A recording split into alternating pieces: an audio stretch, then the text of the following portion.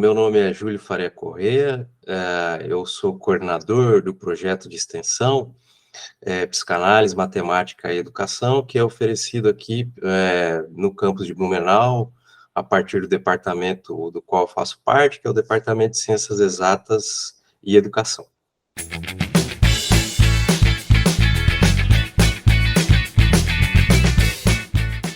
O meu campo de pesquisa, desde o final da graduação até o doutorado, é o campo que a gente denomina como educação matemática. Paralelamente, eu sempre me interessei, né, na vida pessoal pela psicanálise, né, pelo estudo do Freud, etc.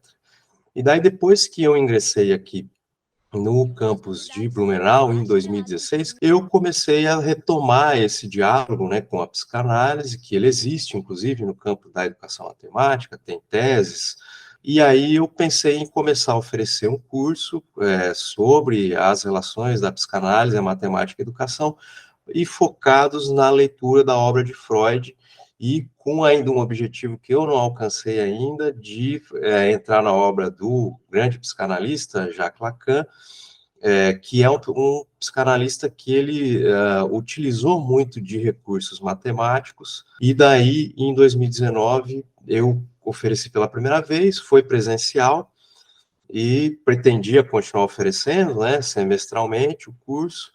Aí veio a pandemia, e etc. E daí, depois, quando foi possível retomar essas atividades na universidade, eu retomei.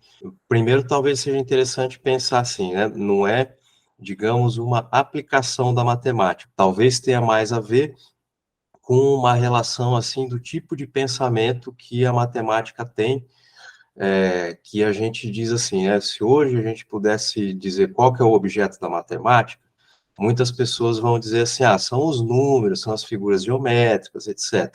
Mas lá no ensino superior, né, na pesquisa em matemática, talvez a gente pudesse dizer que são as estruturas, né? Então, o que é uma estrutura? Você pega um conjunto qualquer com elementos, pode ser um conjunto numérico, pode ser um conjunto de pessoas, etc., e a gente pensa algumas relações que podem ser estabelecidas entre os elementos desse conjunto. Então, a relação mais clássica da matemática com a psicanálise vem com Lacan por conta desse conceito de estrutura. Inclusive, ele tem uma frase muito famosa, que é: o inconsciente é estruturado como uma linguagem.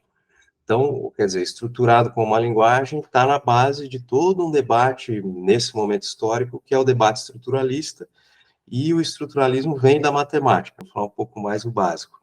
É que a pessoa, ela sofre porque ela não consegue dar sentido para o que ela está sentindo. E como que a gente dá sentido na vida? A gente precisa falar.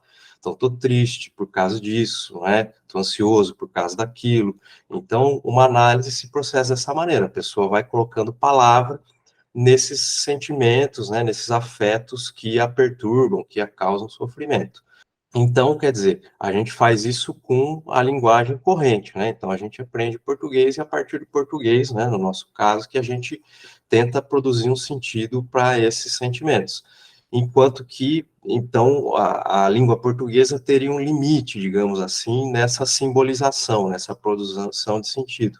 E já a matemática agregaria um avanço, digamos assim, do ponto de vista do Lacan, para ter mais símbolos, para tentar estruturar as relações do, né, simbólico, imaginário e real, que são aí três conceitos lacanianos.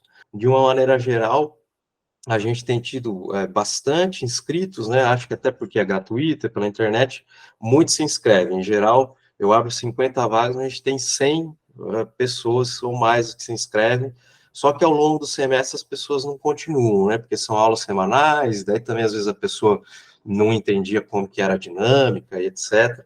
Então, em geral, a gente chega a 20, 25, 30 pessoas que concluem, né, o curso. E a universidade, ela oferece muitas oportunidades, inclusive como essa, gratuitas, e a comunidade precisa saber cada vez mais, assim, que a universidade pública, afinal de contas, eu sou um servidor público, enfim, né, o meu objetivo, em parte, é também atender a comunidade em geral, e difundir o conhecimento que eu acumulo individualmente e coletivamente, para que as pessoas possam se apropriar.